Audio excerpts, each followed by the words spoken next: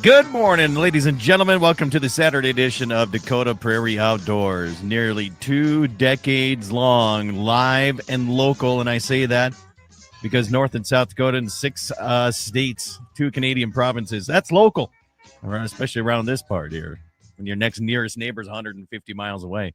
Good to have you along here this morning all across the Dakota Territory and around the world. If you're in the YouTube channel, thank you for subscribing to that channel. Clay Peterson is my guest here. Clay, you know what we got coming up?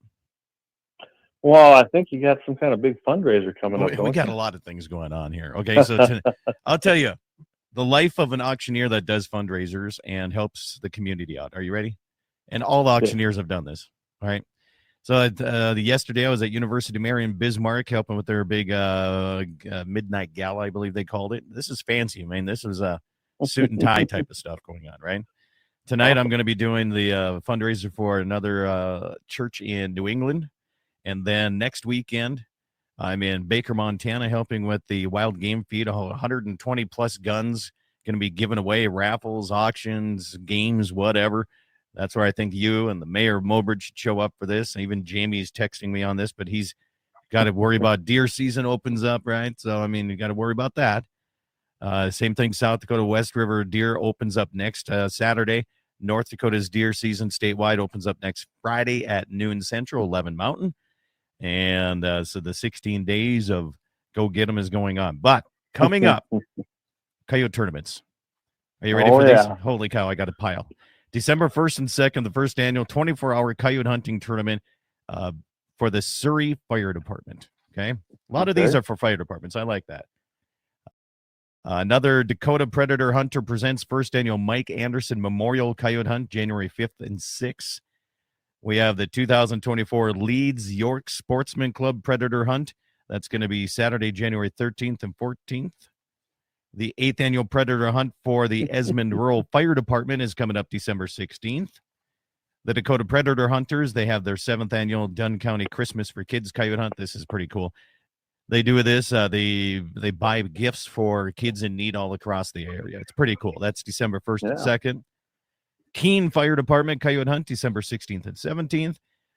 The Ulrichs Volunteer Fire Department 3rd Annual 3-Dog Calling Contest, and that is December 1st and 2nd. The Blaine County Fair Foundation, the 1st Annual Blaine County Fur Fest Coyote Hunt, December 1st through the 3rd in Chinook, Montana. Galva Rural Fire Department, no, I take that back. So Galva's Fire Department today is having a meal and auction for a benefit.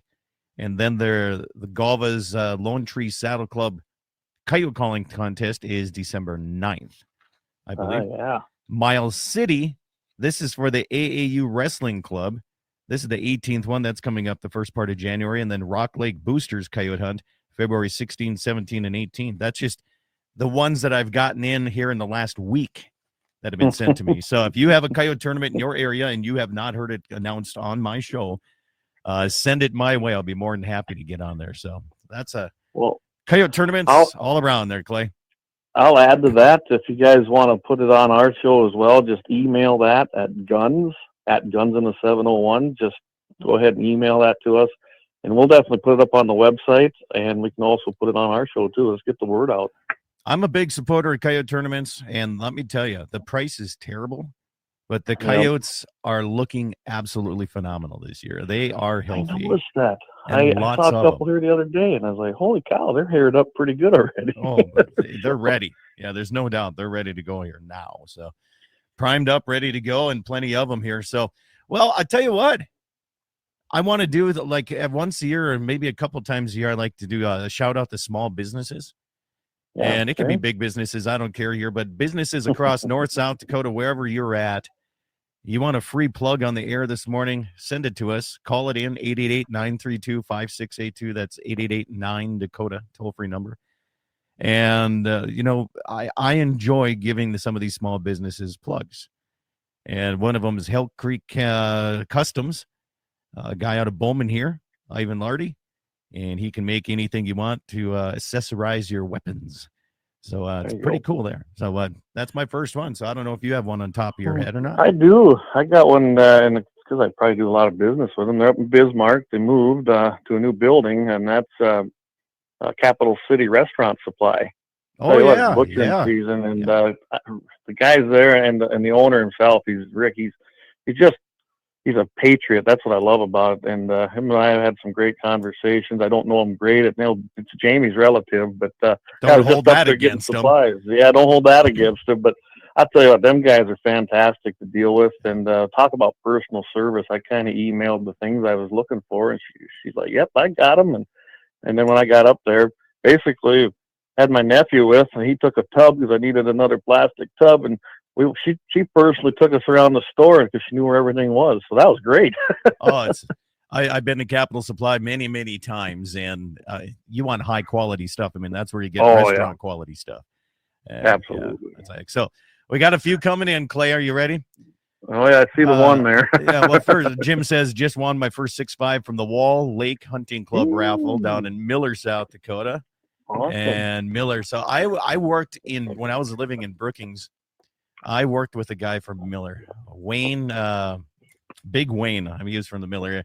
Otherwise, Darren Munn says maybe Dakota Prairie Outdoors and Guns in the 701 should have a coyote tournament.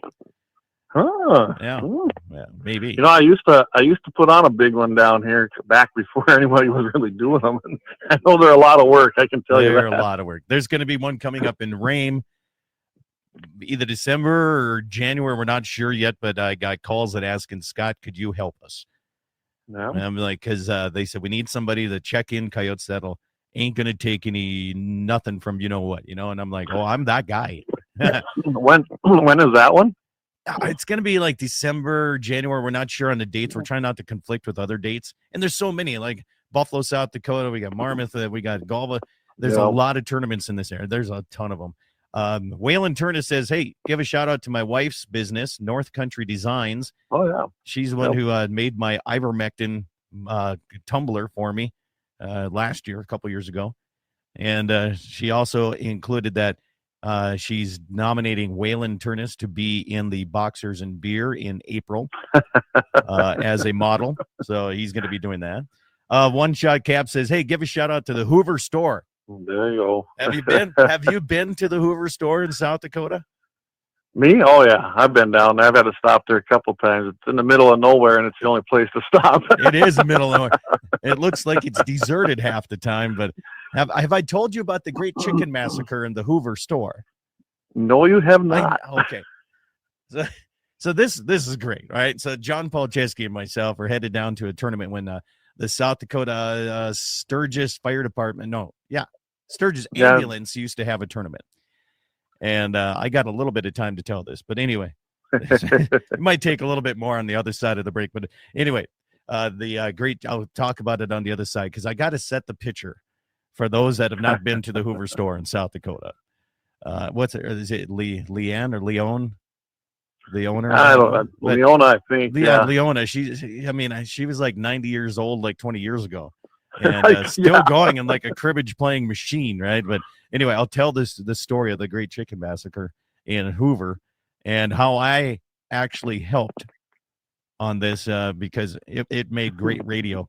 And it would have made a great TV show right there. I think it would have been kicked off of YouTube. But anyway, we'll have more coming back here. Clay Peterson, if you have a small business you want to shout out today, text or message or get it to us, and we'll make sure to do that. We'll be back right after these messages.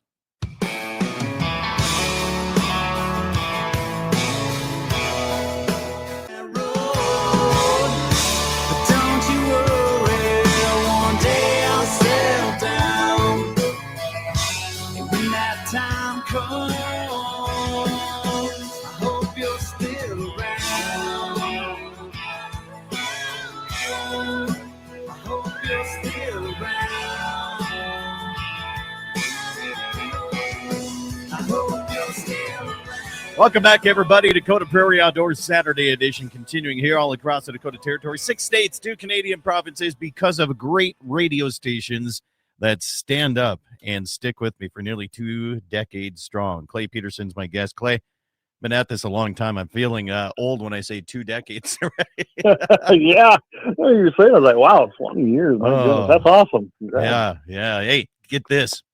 I forgot about this. Is the most money and whiskey that I've ever won on any bet was last year at the championship between SDSU and NDSU. And they're playing today for what is it, the marker game or the Dakota marker game or whatever I think they call it. And it's down in Brookings today. It's going to be playing today in Brookings. So, Which sport's that one? It's I don't football. know which one. Yeah, oh, okay. Yep. So you can tell how much I follow sports. I don't follow it as much as a lot of people, but I'd rather watch the SDSU and NDSU game than any professional sports game.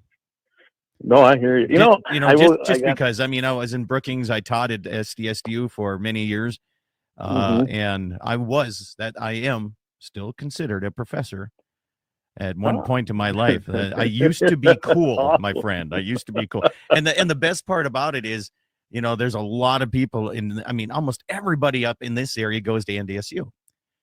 Right. And he's insert where I went. Yeah, where I went to Minot State, right? And that's where but I was teaching at SDSU.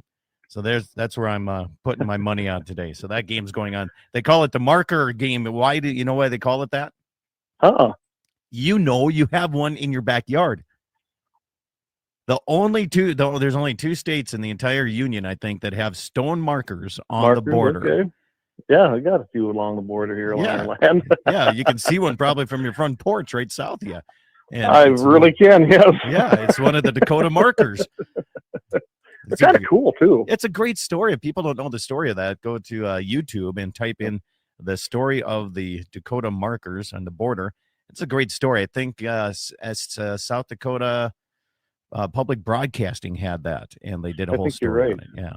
Anyway, I was going to throw in one thing there, though. Yeah, there is one sport I used to watch, and that was minor league baseball when I was working out in the Twin Cities area. I used to love to go watch the St. Paul Saints because that was more like going to a hometown baseball game. Yeah. Them guys were having fun. You could win tickets to the hot tub that they had over the left field line and have a party there.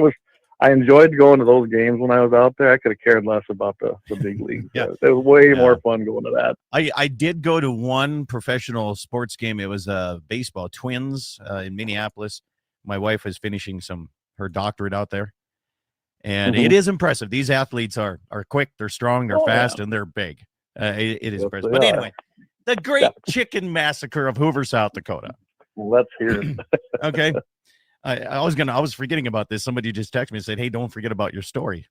So John and I were headed to a coyote tournament in Sturgis, South Dakota, and we swing straight south of his place. We have to go through Hoover, South Dakota, and you got to stop into Hoover if you've never been there.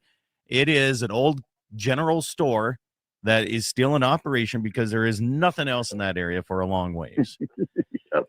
And we swing in there, and we had a couple beers, and we were having a couple snacks. They have some great jerky that they carry, and so John's big thing was he's going to play cribbage against the owner of this store, Leona or whatever her name is, right? Yep. I've never learned to play cribbage. I don't know. I don't care about it. I'm not the big guy for that. So I seen, I think it was her stepson or son-in-law walk out with a shotgun and a handful of shotgun shells. Piqued my curiosity. So I followed him out. I'm like, hey, what's going on? He's like, all these chickens got to die. I'm like, why? You don't hear that every day. Let me tell you, there was a lot of chickens. He says they're so old. He said they're almost like they're feral chickens, and all of them need to die right now. So John's in playing this, right? So I'm out there watching this guy, and he's just walking through the corrals in these barns, and he's shooting chickens left and right. He's like, hey, can you walk over there and come and herd them around the corner? And I'm like, as long as you don't shoot at me, right? So there's chickens flying everywhere, right? So he goes back in because he ran out of shells, and he comes out with like 2 boxes, and we kind of herd them inside this barn, and they go into like a coop, and this dude is like shooting through the walls, and there's chicken feathers and everything. I've never seen anything like it. There was like 30-some chickens all like within 5 minutes. Gone. So I came back in and I sat down. I'm like, I just witnessed the great chicken massacre of Hoover, South Dakota today. It was crazy, man. I've never seen anything like it. And he didn't let me have a shotgun, so that was no fun. Wow, he could have shared in the fun. Yeah. I said, what are you going to do with all these? Oh, we'll feed them to the dogs. Well, they're old. I mean, you can them, but yeah, I guess not much else you can do with them. But okay, so let's go back up here. We got some more Small Business Saturday here that we're going to go beside the Hoover store. The best store in Bismarck, Capital City Restaurant Supply. Eric Sapozic out of South Dakota. He is a drag racer, man. He's got some fast machines, and he says Fuchs Machine in Bowman does one of the best jobs in engine machining in the tri-state area. Yeah, I think they're the guys that did the heads on my 88 Ford back when I rebuilt that motor. I know it. Possibly. Someone told me about them, and yeah, they did a great job. Yeah. Darren says Leon is the best, so he's been to Hoover. Jim says, hey, give South Dakota Arms and TS Customs in Miller, South Dakota shout out.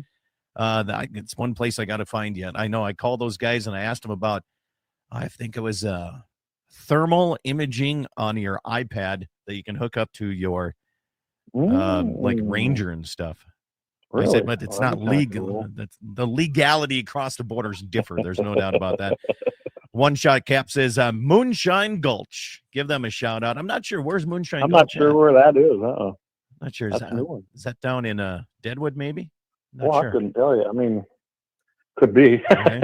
Wayne says, hey, give my son Austin's business, Genesis Realty in Bismarck, a shout out. So there you go. Oh, cool. Yeah. Mr. Mayor says, pretty soon you guys will be able to say quarter century of broadcasting. Let's go to the phone lines. Let's see who's on today. Welcome to the show this morning. What's your name? My name's Kevin Becker, Scott. Kevin, good morning. How you doing? Good. Did you get any sleep last night? I got a couple hours, and then I got an extra hour because of the time change. So, yeah. Good for you. Yeah. Say, Kevin, I need you to call back after the 8:35, and we're going to talk about what's going on at University of Mary, okay?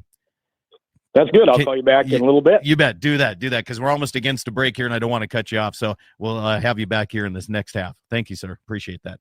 Thank you. You bet. So, Clay, the fur and fins and feathers are going on in University of Mary. Another fundraiser they do for the athletics is going on here today. But anyway, quarter century broadcasting, it's called the Dakota Marker Game, so I was right on that. Good. The Keldron store. Oh, yeah, I don't even I do remember when that was open. I do remember. That's been a long time ago. Love that store. It's just 4 miles. It used to be 4 miles to the west of me on Highway 12. And I mean, you get your cold cuts there, and that was one of them places you walked in. He had his own slicer, and he did cheese and meat. And he had everything a guy needed. Yeah.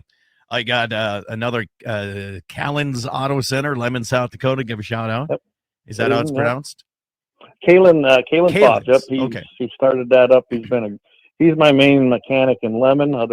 Laura Otto's my guy in Bismarck. But I tell you what, both them guys are outstanding.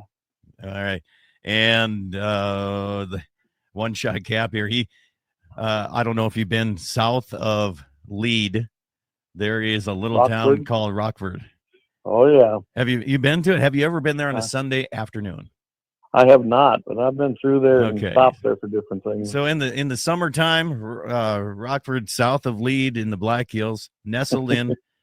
It's just a two. I think there's like 4 buildings.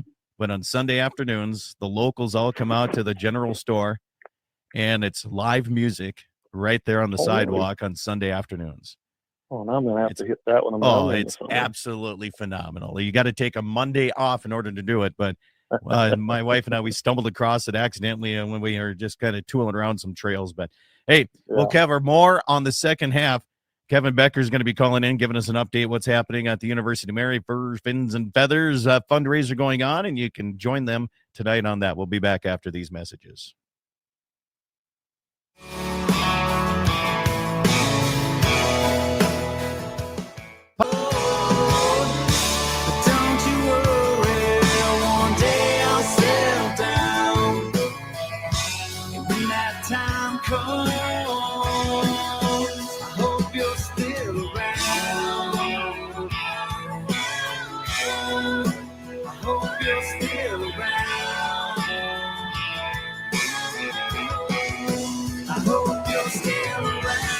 Welcome back, everybody. Good to have you along in Dakota Prairie Outdoors Saturday edition. Clay Peterson is my guest here. Clay, we're talking about Rockford, and we were discussing the shout out to Moonshine Gulch Saloon. Well, that's the one I was talking about in Rockford. Oh, it is. Okay. I didn't realize that was the name of it. Let's go. Let's get Kevin Becker back on the line here. Good morning, Mr. Becker. How you doing? Good, Scott. Good morning from Bismarck. Yeah. How are things looking for Fins and Feathers and all the good stuff going on here for that fundraiser today? Well, we're at the Radisson right now, and we are setting up tables. And man, I'm like a little kid at Christmas right now. Holy smokes! We got ice fishing hubs set up, and we got deer blinds, and oh man, there's a lot of stuff here. This is great. So anybody can come in tonight, right? Yeah, no cost at all to come in. When you get here, you're going to enjoy some food and complimentary, and then you're going to buy your bucket raffle tickets, whatever you want to purchase, and then you're going to drop them into the buckets of your choice. We've got an outdoor table, we've got a waterfall table, a turkey table, deer gun, deer bow, ladies table, and every youth tonight's going to walk out with a really great item as well. So it's going to be a fun night again. Yeah, it doesn't cost you anything to get in; it just costs you to play the games. That's right. Yeah. There's going to be a lot of winners. Yeah. And then 4:30, we're going to start selling raffle tickets at the Radisson. And at 6:30, we are going to draw the first tables, and that will be the youth. We're going to start with the best. There you go. And but a lot's going on. So where does the money go? Goes to our student-athlete scholarship. So everything that we raise in this event is a University of Mary athletic fundraiser. And so the young men and women that put on the orange and blue and call themselves the Marauders, we're going to continue to fund their scholarships, and with the help of a lot of generous people. And I missed you last night. We were at the Candlelight Gala doing some fun there, and I donated a pistol to that last night, by the way. So I heard through a little bird, a Colt 45. I did, and it was it went over very well, and it was a big thank you for them helping me out with my goddaughter, I guess you could say. So, yeah, it was good. Really good. Well, that was fantastic. When I heard that this morning from a gentleman that, not only were you there in shining colors again and did a wonderful job, but you also donated that. So that's great. But great fundraiser last night. We had a lot of momentum going, of course, at the University of Mary, and football game today. And then we're going to have this Fins and Feathers event tonight. But we expect a couple hundred plus will be here. Lots of kids. It's really grown. I think this is about our 11th or 12th year. You lose count after a while, but very excited. But man, ice fishing stuff. Like I said, we theme this thing on. You win it today, you can use it tomorrow. Absolutely. That again is at the Radisson in Bismarck. Open to anybody who wants to come in and have a little fun tonight and win some stuff. Right? I mean, that's what it's all about. That's correct. Let's keep it going, and we're going to have Mark Sand this year with our University of Mary Shooting Club, and the young men and young ladies will be here helping us raffle, get the prizes out. And I'm sure Mark will be his normal character. So, and Clay is listening here. To Clay, isn't it nice to hear the word shooting clubs in schools? Oh, absolutely. Right? I mean, isn't that just a great thing to hear? Absolutely. That's where the future is, right there. All the young kids. Yeah, absolutely. Young adults too. Yeah, absolutely. So, well, Kevin, have yourself a great one. I appreciate you calling in. Give us send some pictures my way here and some winners. Hopefully, I'm guessing there's going to be quite a few that are people listening here tonight that'll show up and say they heard it on the radio. I hope so. I love it. But yeah, thanks for all your support. Put me on the air, and we will see you later on. Absolutely. Take care. You bet. Have yourself a great day. Kevin Becker with the athletics department from University of Mary. The Fins and Feathers tonight at the Radisson. Go down and check it out. Have a little bit of fun. Oh, Clay, the days of us going all around and raising money for shooting sports. Huh? Oh, it was fun, wasn't it? I don't know if I could do it anymore. I said a lot of traveling. Some more shout-outs, small business shout-outs. Lumpy's Casino and Bar in Central City, South Dakota. And I do know that one. I don't. I've never been there. It's a fun little place here. And small business shout out to Saddle Sore Saloon in Golden Valley. Jamie says he'll be knocking a few back there this evening. I've heard that name a few times. I've been in there one time, and I met like his entire family was pretty much parked right there. So Maybe we'll have to get up there and get Jesse over there and go and have some fun at Jamie's place. So I had, but my days are off. My mind is all scattered. All right. The time changes tonight. Or That's what I was thinking, tonight. but... I thought I was one day off. That happens. That happens when you get very little sleep and you have a lot of stuff to do. So, but yeah. So what else is going on? What else we got here? Oh, you got to tell your story. I had the Great Chicken Massacre of Hoover, South Dakota. What's your story that you had going on? So, we used to travel quite a bit when we were young and unattached, all of us guys. And we were heading to the hills. I don't know what we were thinking. We must have thought we had more gas in the tank than we did. And we got in the middle of nowhere. Riva was closed. So we kept going and Hoover. And we're like, I said, we have got to get some gas or we're going to be sitting here stranded. So we roll into Hoover, South Dakota. Well, first of all, the gas pump, I think, was from the turn of the century. Yeah, it's still there. And it didn't work. It was an old red one. Actually, he had one of the glass type ones there, too. So Greg's like, I think I can have Greg Tomac with us. And he whipped out his tools. He actually, in about 10 minutes, had that gas pump fixed and working. And that guy that was there, that was, she wasn't in there that day. He goes, man, that's been giving us a problem for years. He goes, it works better now than it did when we first installed it, I think. And then we went inside and I'll get a few things. And I can tell you, do not, at that time, don't buy the chocolate bars. I picked up a Hershey chocolate bar and thought that'd be fine and hopped in the pickup to get down the road and I opened it up. When chocolate gets real old, it's white. Yeah, well, that's what they call white chocolate, man. Yeah, I guess. So I was like, oh my goodness. I don't know. We had a good conversation with the people there though, but yeah, it's a nice little old store in the middle of nowhere, and I bet you the locals there are really happy to have it. So yeah, I hear they even have poker nights and everything in there. I've been by there in the middle of the night coming home from banquets, and you look down there and go, holy cow, who'd have thought there was that many people down in this area? Something's going on. I was already tired, so I was heading home. But I tell you, if you don't know where it's at and you're driving on, is that 79? I believe that is 79. And you blink, you will miss it. Oh yeah. What I always think's cool is when I go through there in that river bottom right before, there used to be 2 eagle nests there on each side of the river, and usually there were bald eagles sitting up in it. So that was always neat to see too. Yeah. No, it's great to have these, small towns and one horse towns, I guess you could call them too. Even bigger towns, you look at some of the places, especially where I live. I can go to South Dakota, Montana, or here in North Dakota. It's like everybody says, where do you shop when you shop local? It's like local? That's everywhere. Local's a relative term. Exactly. Depends on where the fence posts are cheapest, I guess, at that point. Yeah. But anyway, other than that, good stories. Good businesses all across. We always say support your small we call them mom and pop or brick and mortar buildings, right? Stores. Right. And Hoover is a suburb of Ziona. Yeah. Ziona, yeah. That is true. That is old Ziona Road. And speaking of Ziona Road, Phil Jurdy down there, I bought one of those dump beds for my bale bed or dump boxes. And it's 100 miles closer to me now because he went down there to buy one. And at Carl's Trailer, I'll give them a shout out in Belle-Fourche, Carl's Trailers. That's where, yeah.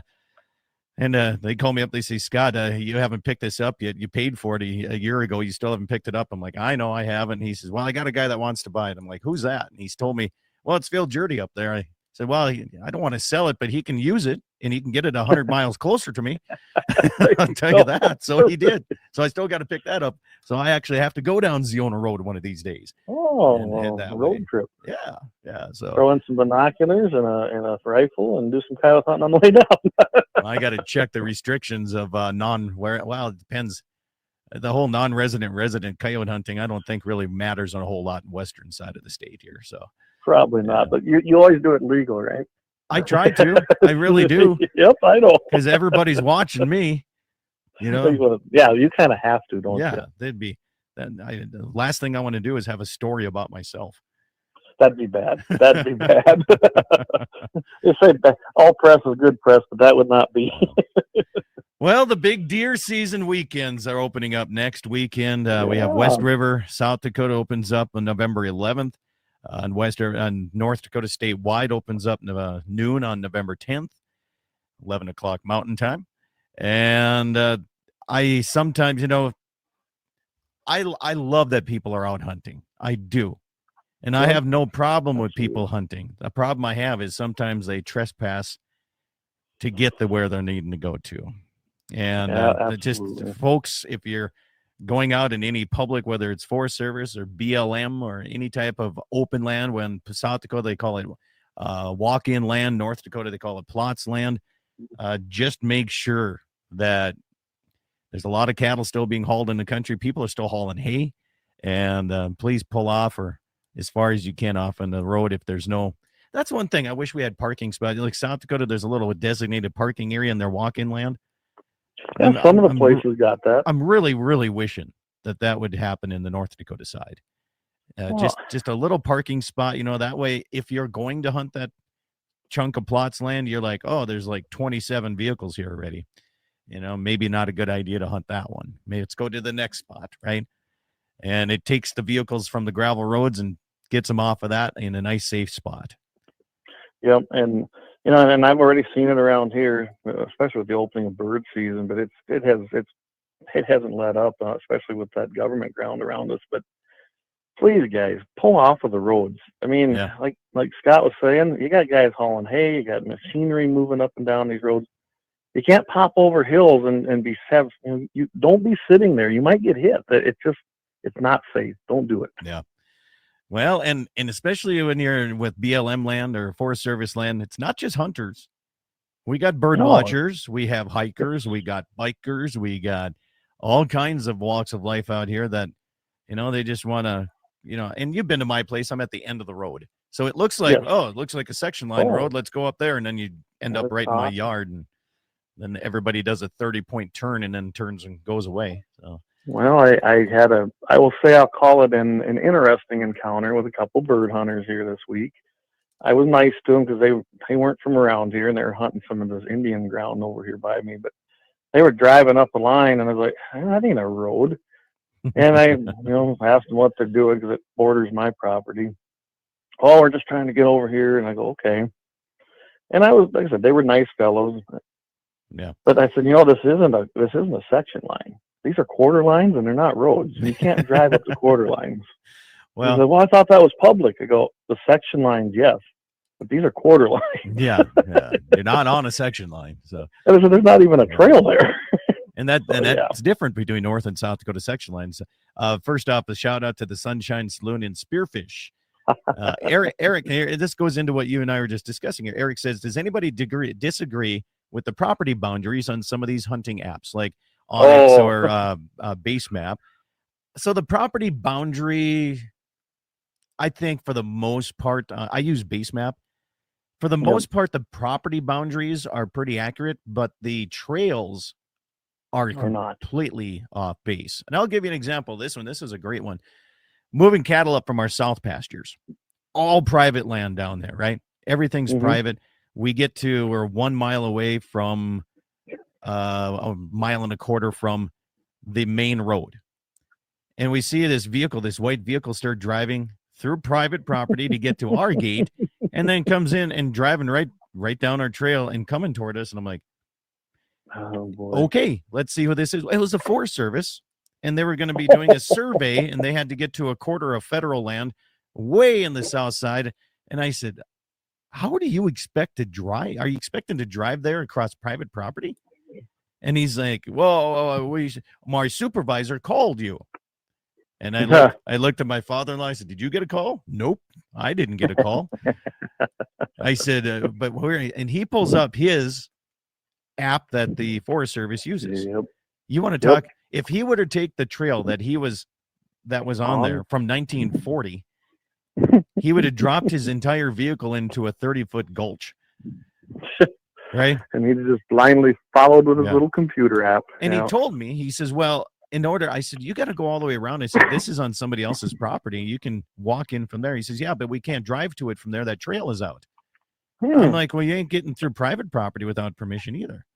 So the only thing that I have a problem with some of these hunting apps is the trails and what they consider trails and access. some of them don't even exist anymore. They need to update that stuff. And I can tell you that some of them too, the property, and remember, guys, they got to purchase that property information from the counties generally. And you got a county like Sioux County who they don't update nothing. I mean, my father-in-law has been gone since 2015, and his name's still on everything. Yeah. And then we own a piece of land that, my goodness, was bought way back in the 60s.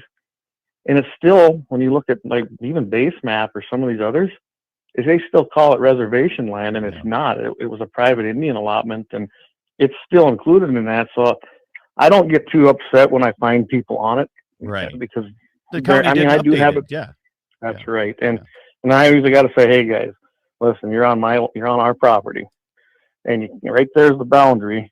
And it's well, on my app it says this. I said, you can't blindly believe everything. I said, well, you kind of got to get out here and do a little homework once in a while. But and I don't get too mad because it's not honestly their fault, although it is up to them to make sure they're on the right ground. But I give them a little leeway on that. It is tough. A lot of people put their faith into some of these apps, and some update it. Some of these counties, man, if they're digital, they update it very nice and get it updated really quickly. It's all Indian land. It's all Indian land, Clay. We stole it. There's a text that came in from you. You probably know who sent you that too.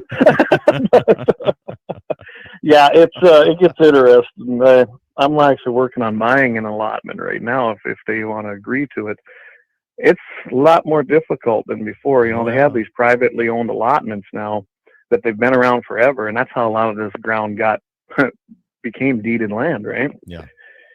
Well, there's a process for that. We'll see. Yeah. No, it is what it is, but all you have to do is stop in and ask, right?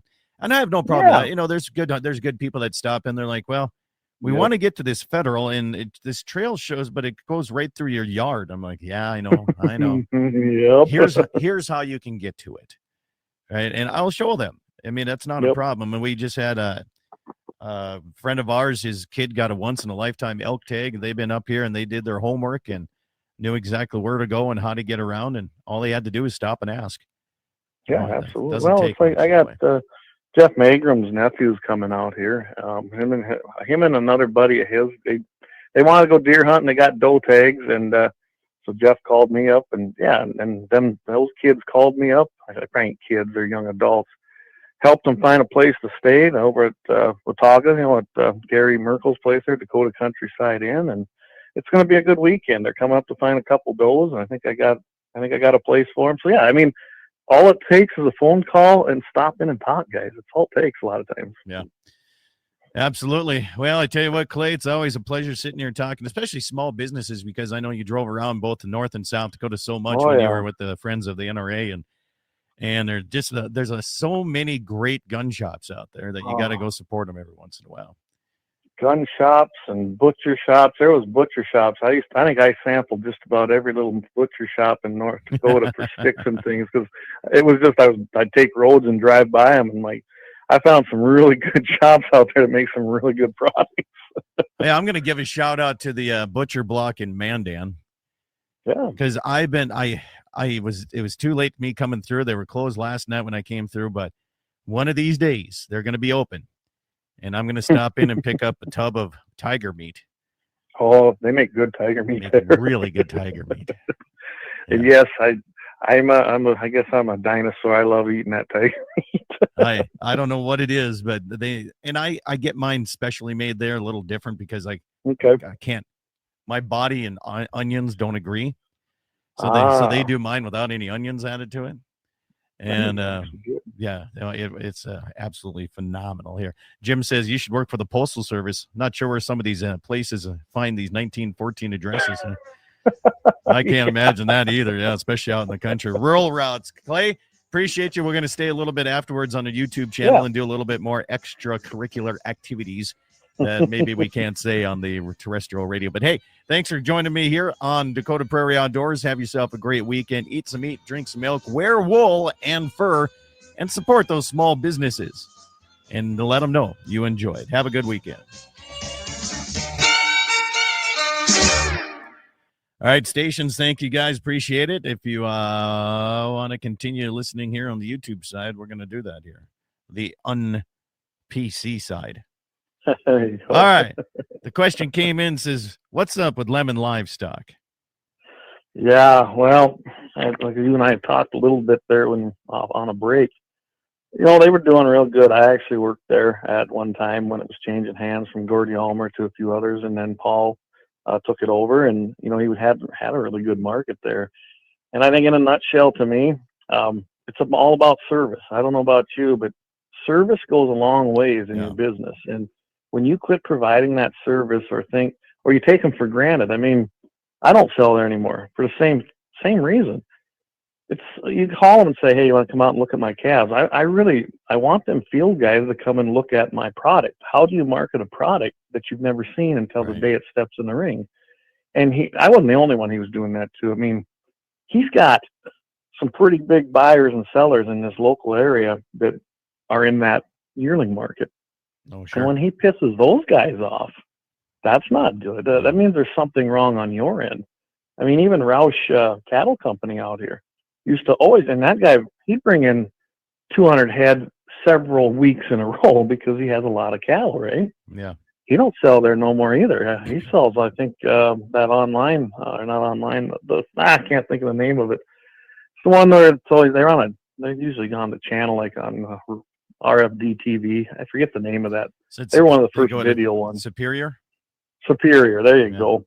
And that's how I know where he sells a lot of them. But yeah, when you quit providing that customer service or that hometown service that we expect, I think that's his biggest problem there. And until that would happen to come back, I mean, you can't have field reps at your sale barn, in my opinion, that only go maybe to a certain number of people that are buddies with them. Yeah. Or you gotta give that service to everybody, or they'll go find someplace else. Absolutely. A question for you guys: that deer hunt on land that is mountain time in North Dakota. The proclamation says deer season opens at noon Central. So can you start shooting at 11 Mountain? Yes, you can. Yes, you can. Yep. Absolutely. Yep. Same with the pheasants, any of the seasons. Yep. Yeah, it's 11 o'clock Mountain time, and we're one of the very few. Slope County, Bowman County, I think Stark County still Mountain time, but Golden Valley and Billings County, but we're a lost cause over here in this corner.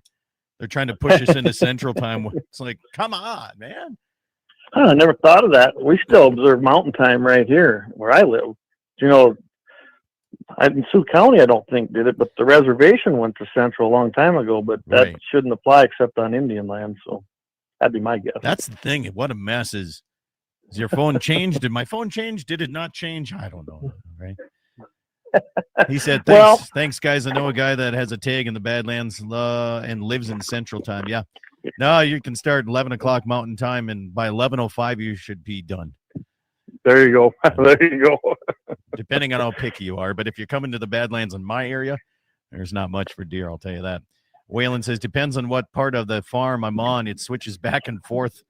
Pretty frustrating. I bet down in that Raleigh Shields area.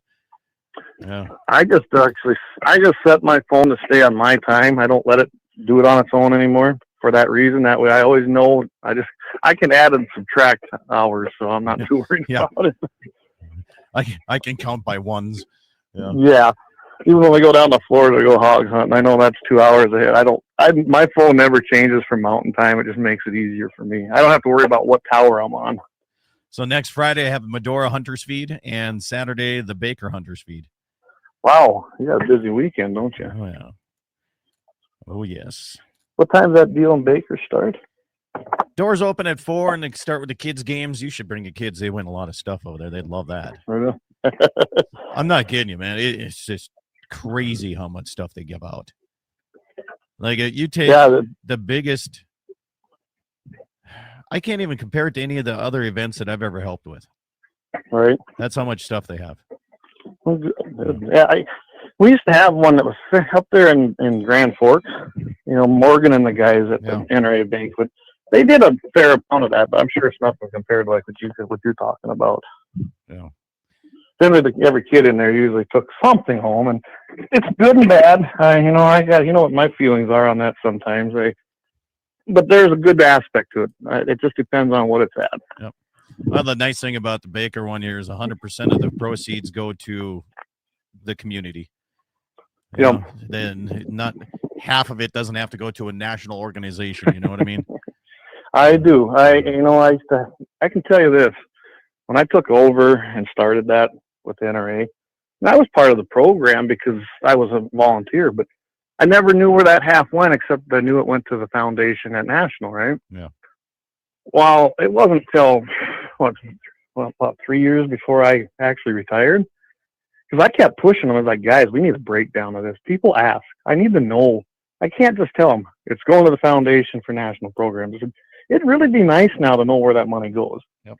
And that's when I think I started. Yeah, I go to them state fund meetings. Well, I finally got some info. Here's where some of it's going, and found out that money could come back locally, but people had to apply for it on the national level. Yeah. And I didn't know that. Nobody knew that before. Well, why?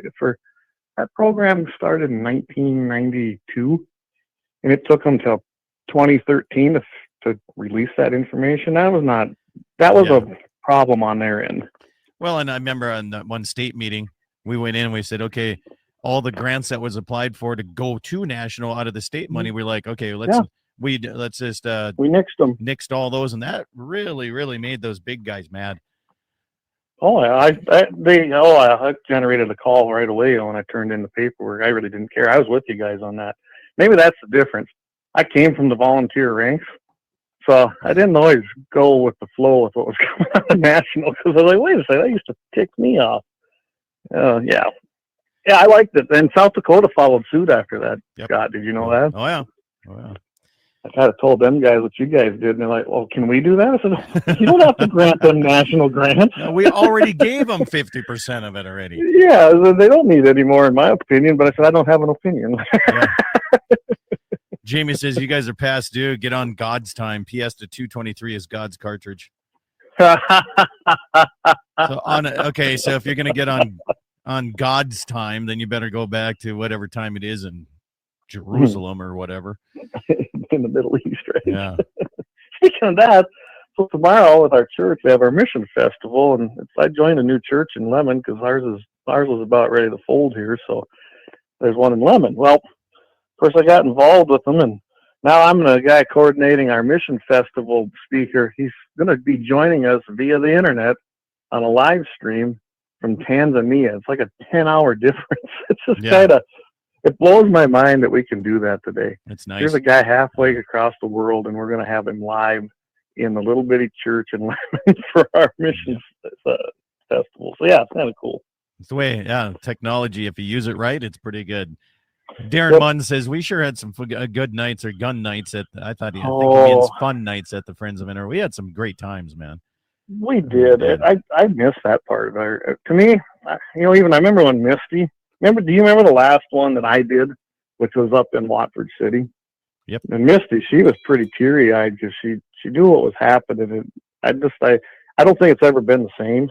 Obviously, there's hardly any events, but we had fun. Plus, we did our job. We raised some money, had some fun, and everybody knew us. I mean, everybody knew you. They knew that this was the crew, you and me and Jesse and Greg and Misty and a lot of other people that went to a lot of them events and helped. It wasn't just, it wasn't just show up one night and collect a bunch of money. It was, I don't know, I guess our heart and soul was in it. Maybe that's what made the difference. And we made friends with it too. I mean. Oh, absolutely. Jamie says it's 4:03 in Jerusalem right now, p.m.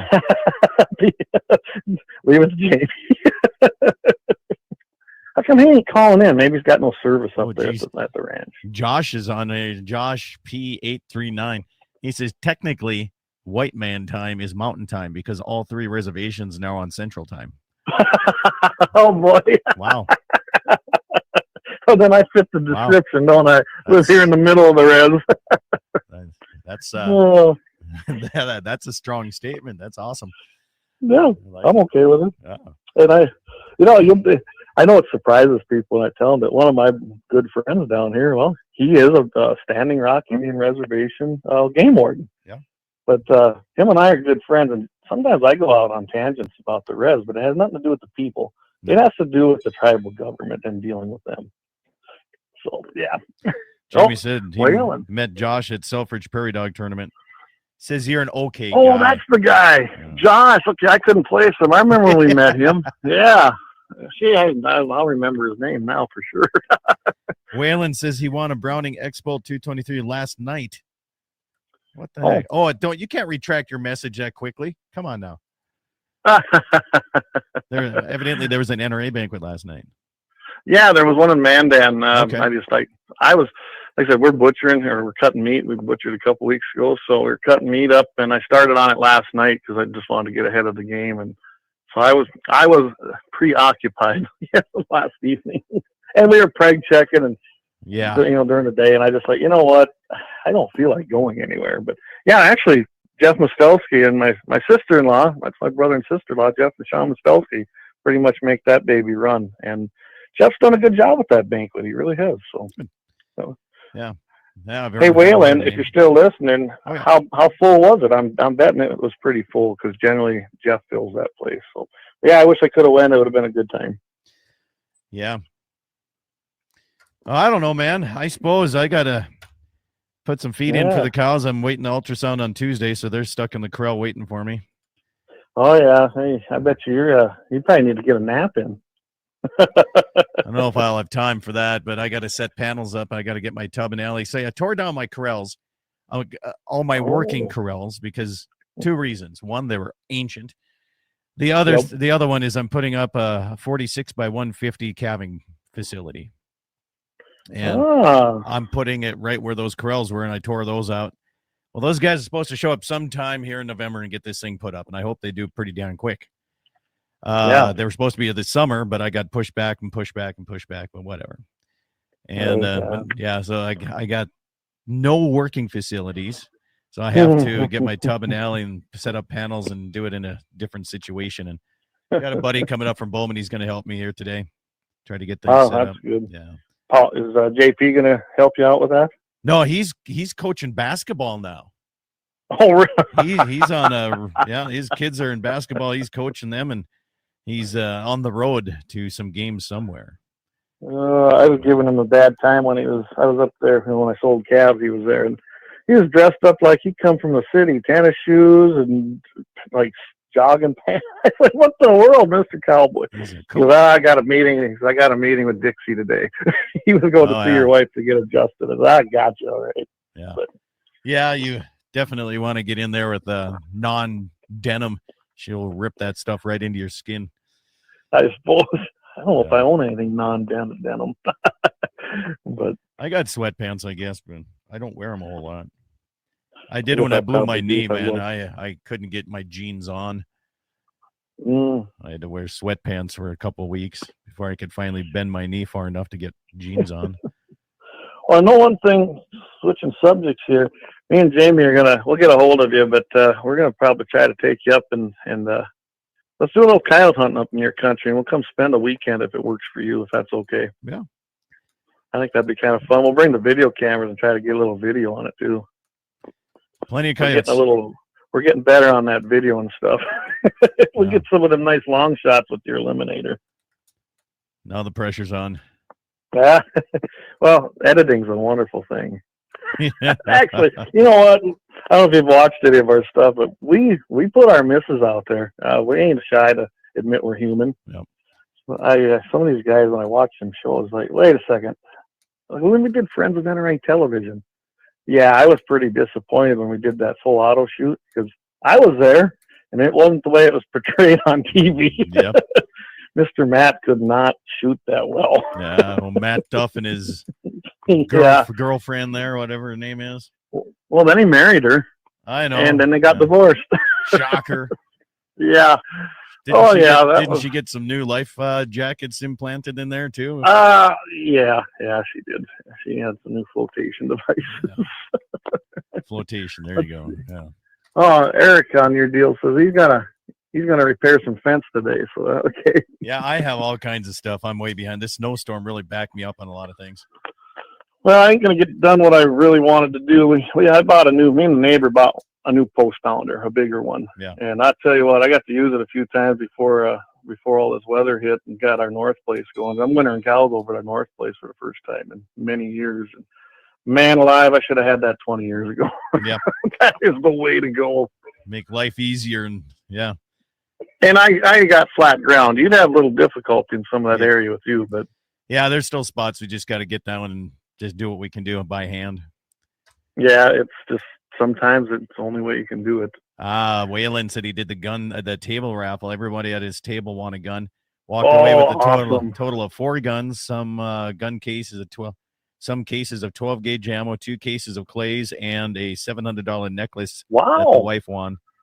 Had a good night. Yeah. Good. Congrats, Waylon. He almost sounds like Wayne Muth when he comes to Medora. He walks away with, they have like 8 guns and he walks away with half of them. Yeah.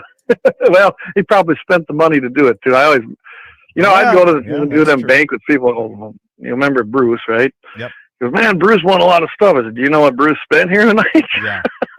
He had a lot of tickets and everywhere. So, Yeah. I guarantee you Bruce probably spent more than the prizes he ever won. Probably. Yeah.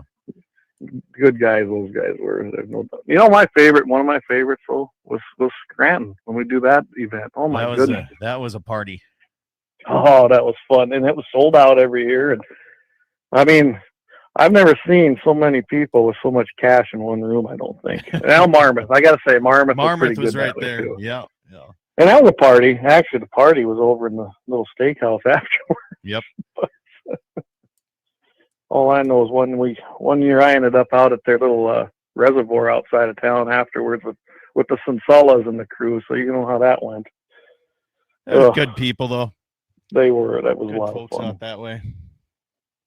Maybe we'll just have to go on tour to a few of these just to go and see what it's like now. Yeah, we should just walk in there and sit there for once. Yeah, well, last time I went to the Dickinson one, heck, the guy running it, Dan, he's like, hey, why don't you hop up? I actually helped out at the auction. Well, Merle was still alive, and Merle was auctioneer. He goes, hey, you want to take some bids for us?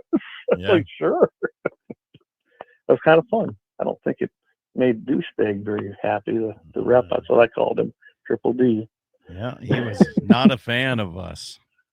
No, he wasn't. And he eliminated everybody from the program that we had put in there. And look what happened to the program. Too bad. Yeah. Yeah, a lot less money for the state, that's for sure. Yep. Well, I better let you go. Thanks for having me on. Have a good time. But yeah, let's.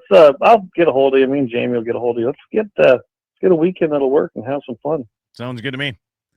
All right, and I will do my best. I'd like to come over to that, and we'll just see where things go. I don't really need to be here when them guys are hunting. I mean, they got permission, hunt my land. There you go. They're just getting 2 does. So should bring them over. I should. Maybe I'll talk to them. Maybe that'd be a road trip for us. Yeah, it's crazy. I mean, it's something. Even Bruce come down that one year. I said, Bruce, you'd like this. He came down and he wanted almost every gun there. He was like, wow, these are all. He's like, this whole table is all collector guns. I'm like, I know. He's like, this is my place, and I'm like, he just sat there and had a lot of fun. Yeah. I cannot imagine the collection that man has, because I know how many he had when we were doing banquets. Holy cow! I got to tell you this. We learned how to finally get on Rumble. I think we got 6 people watching on there, which honestly surprises me because we ain't been on there that long. So there you go. Cool. Hi, Rumble. Yeah, Rumble.